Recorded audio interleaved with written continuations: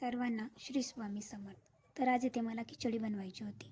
तर संध्याकाळी खिचडी बनवायची होती म्हणून जे काही बारीक चॉपिंग वगैरे आहे ते सगळं काही छान असं चॉप करून घेतलेलं होतं. नंतर तेल घेतलं, जिरं मोहरीची फोडणी टाकली, थोडासा लसूण ठेचून टाकला, कारण खानदेशी खिचडी जी आहे ना ती आमच्याकडे अशाच पद्धतीने बनवली जाते. छान असं तडतडू दिलं तेलामध्ये. नंतर टोमॅटो, कांदा, नंतर सोयाबीन चिली मी भिजत टाकली होती. थोडेसे शेंगदाणे टाकले.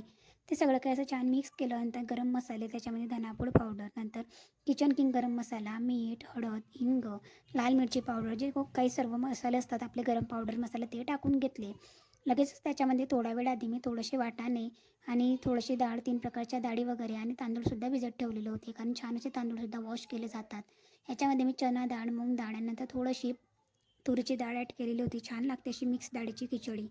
त्याच्यानंतर लगेचच 3 वाटी पाणी टाकलेलं होतं, कारण 1 वाटी तांदूळ आणि अर्ध्या वाटी डाळच्या प्रमाणामध्ये अगदी बरोबर ही खिचडी होते.